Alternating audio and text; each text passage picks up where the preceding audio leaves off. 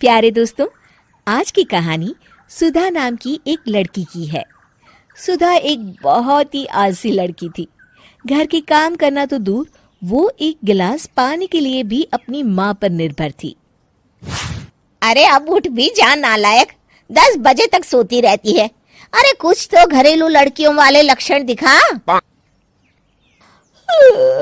सोने दो ना माँ, क्यों परेशान कर रही हो? अरे भाग्यवान, क्यों मेरी बिटिया को तंग कर रही हो? सोने भी दो इसे। लो, बाप बेटी दोनों एक जैसे हैं। देख लेना, आपकी ये लाडली ससुराल जाके हमारी नाक कटाएगी। मैं कहती हूँ अब भी वक्त है, अपनी ये आदतें सुधार ले, वरना ससुराल में तेरी सास कान खींच कर तुझे सीधा करेगी। वही तुझे सबक सिखाएगी। दुनिया में आज तक कोई ऐसी सास पैदा नहीं हुई माँ, जो सुधा चोपड़ा को सबक सिखा सके। लेकिन होनी को कुछ और ही मंजूर था। सुधा की शादी एक ऐसे घर में हो जाती है जहां उसकी सास एक रिटायर्ड पुलिस वाली थी। अब कहानी में मजा आएगा। हाँ माँ, यहाँ सब बहुत अच्छा है। मेरे ससुराल के लोग भी ना बहुत मिलनसार हैं। ठीक है माँ, मुझे नींद आ रही है, फोन रखती हूँ माँ। ठीक सुबह 5 बजे।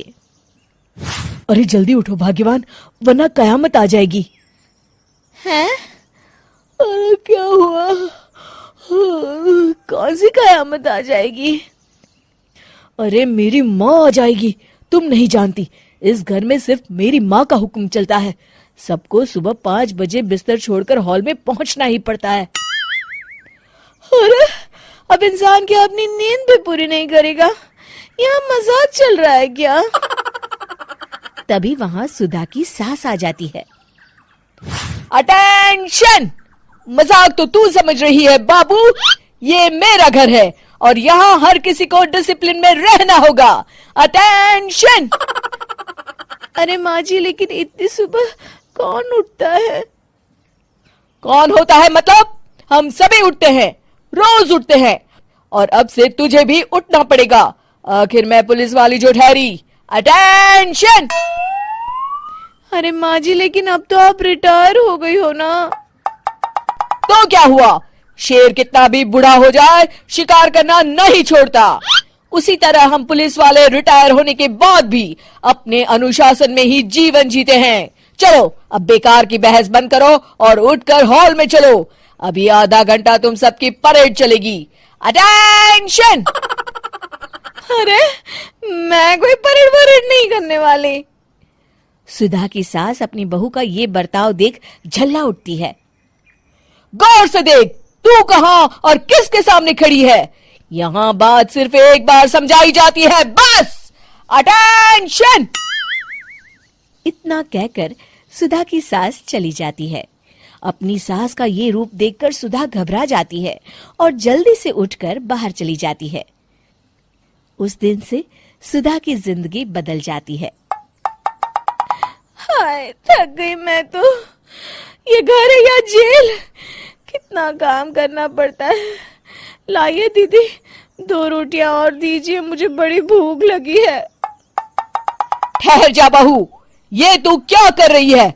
मैंने सबके खाने का हिसाब तय कर रखा है। तुम 4 रोटी से ज्यादा नहीं खा सकती और ये मिर्च मसाला भी नहीं चलेगा। मेरी बहुएं एकदम फिट होनी चाहिए। अटेंशन! क्यों माँ जी, आप हमें दंगल में लड़ने के लिए तैयार कर रही हैं क्या?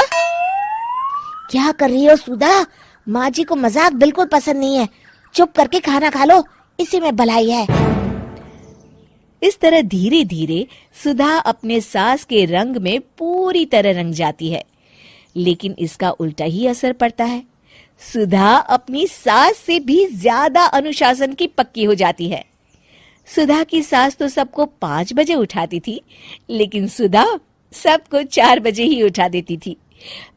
दूसरी तरफ सुधा की सास की उम्र भी हो चलती है। माँ जी, आजकल आप सुबह उठने में बहुत आनाकानी करती हैं। मुझे ये सब बिल्कुल पसंद नहीं है। अरे बहू, मैं तेरे हाथ जोड़ती हूँ, भगवान के लिए अब मुझे छोड़ दे। इतने सवेरे उठना और कसरत करना अब मेरे बस की बात नहीं है। माँ जी, आप मैदान छोड़ के भाग रही हैं। आप तो पुलिस वाली हैं। अटेंशन। अरे अब कहाँ की पुलिस वाली, अब तो मैं रिटायर हो चुकी हूँ। बस बहुत हो गया, अब तुम सब जैसे चाहे वैसे जिंदगी जियो और मुझे भी जीने दो। अपनी सास को गिड़गिड़ाते देख सुधा मन ही मन मुस्कुराती है। इस तरह उस दिन के बाद से सुधा के ससुराल वाले एक सामान्य जीवन जीने लगते हैं।